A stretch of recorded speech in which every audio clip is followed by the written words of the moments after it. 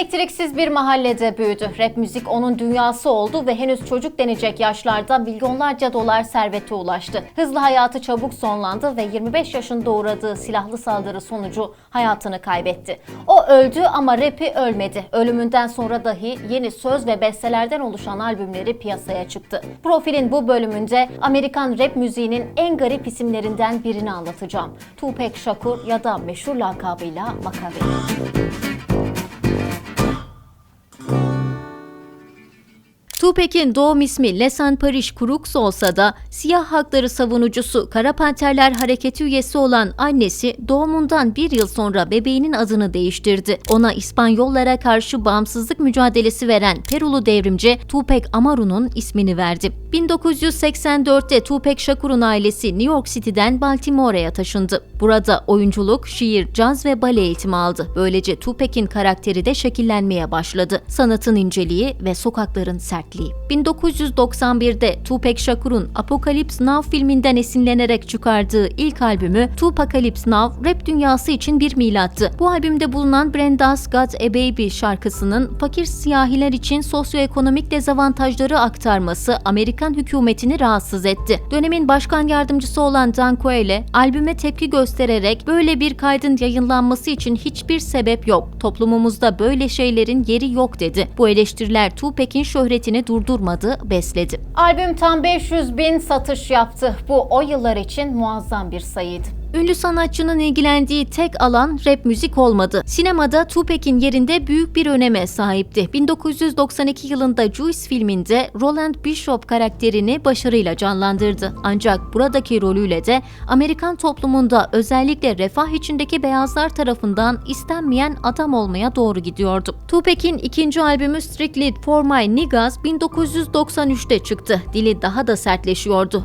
Ice Cube ve Ice-T gibi polis şiddeti karşıtı şarkılarla ünlenen rapçilerle düetler gerçekleştirdi. Şarkılarında hayatın gerçeklerinden bahseden Tupac, bu albümündeki Keep Your Hands Up şarkısıyla daha da ünlendi. Şarkının ana teması bir dükkanda vurulup öldürülen 15 yaşındaki Latasha Harlins'in anısı üzerineydi. Tupac'in ikinci albümü 1 milyon satarak ilk albümünü ikiye katladı. Tupac hem kazanıyor, hem toplumsal sorunları anlatmaya devam ediyor, hem de ünlüler dünyasında çevresini genişletiyordu. Mike Tyson, Jim Carrey, Madonna gibi ünlü arkadaşları oldu. Tupac aynı yıl John Singleton'ın Poetic Justice filminde Janet Jackson'la beraber başrol oynadı. Buraya kadar Tupac'in başarılı sanat profilini anlattım, ancak her şey bu kadar parlak değil. Siyahi gettolarda ve Amerika'nın varoş şehirlerinde büyüyen Tupac, buralardaki yaygın suçlardan da uzak kalmadı. Müzikte ve sinemada ilerleyen kariyeri de Tupac'i silahla iç içe dünyasından koparamadı. 1992'de verdiği bir konser sırasında çıkan çatışmada Kate Walker isminde 6 yaşındaki bir çocuk kaza kurşunu sonucu yaşamını yitirdi. Merminin balistik incelemesi sonucunda Tupac'in silahına ait olduğu ortaya çıktı. 93'te Atlanta'da Mark ve Scott Whitwell isimli iki polisin bar çıkışında Tupac ve adamları tarafından vurulduklarını iddia etmeleri de Tupac üzerindeki okları artırmaya başladı. Her ne kadar bu iki polis memuru iddialarını yasal olarak ispatlayamamış olsa da 1993 Tupac için zorlu bir yıl oldu. Menace the Society filminde oynayacakken sette çıkan tartışma sonucu filmin yönetmenlerini dövdü ve filmden çıkarıldı. MTV'de verdiği röportajda filmin yönetmenlerini dövdüğünü alaycı bir şekilde itiraf etmesi mahkemede kanıt sayıldı ve Tupac'e 15 gün hapis cezası verildi. Aynı yıl Michigan Üniversitesi'nde rapçi Kansai Winnie'nin konserine katıldı ve Winnie'ne beyzbol sopasıyla saldırdı. Bunun üzerine bir ay daha hapis cezası aldı. Tüm bunlar Tupac'in suç profilini kabartsa da hayranlarının gözündeki karizmasını azaltmadı. Çünkü onlara göre bu şiddet Tupac'in asi imajıyla uyumluydu. Ancak bir söz vardır: silahla yaşayan silahla ölür. Tupac'in yükselen kariyeri de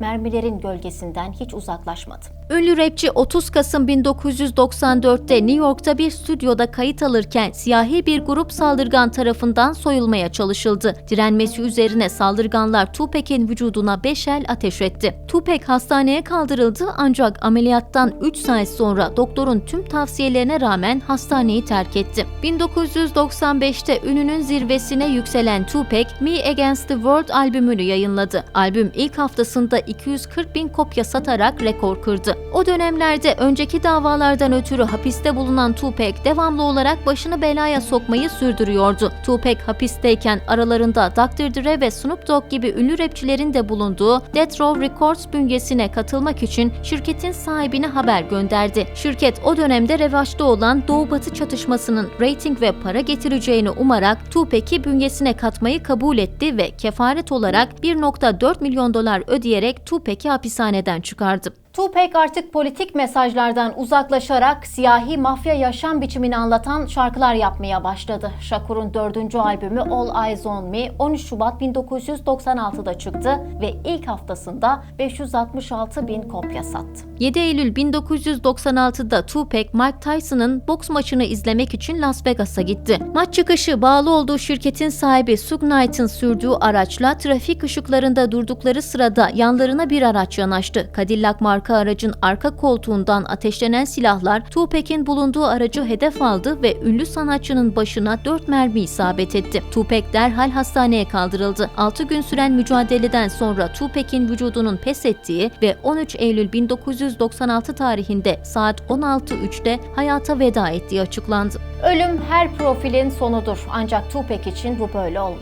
Tupac'in cenazesini kimse görmedi. Arkadaşları bedeninin yakıldığını söyledi. 5 Kasım 1996'da ise beklenmeyen bir gelişme yaşandı. Tupac'in Makaveli takma adıyla yeni bir albümü yayınlandı. Albüm kapağında ise Tupac çarmıha gerilmiş şekildeydi. Kafaları karıştıran bu durumda unutulmadan 25 Kasım 1997'de Tupac'in bu sefer Beni Hatırladın mı adlı albümü yayınlandı. Bu albümde tıpkı ilk albüm gibi son olmadı. Bunlarla birlikte Tupac'in oynadığı filmlerde çıkmaya devam etti. Ölümünden bir ay sonra Bullet isimli filmi, 4 ay sonra Gridlocked isimli filmi, bir sene sonra da Gang Related filmi yayınlandı. Tüm bunlar bitmeyen bir tartışmayı başlattı. Tupac aslında ölmedi mi?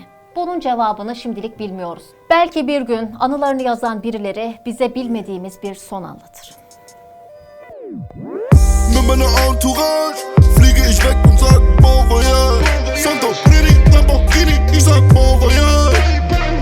Yalla, bye bye, tschüss tschüss, bon voyage. Pack die Louis.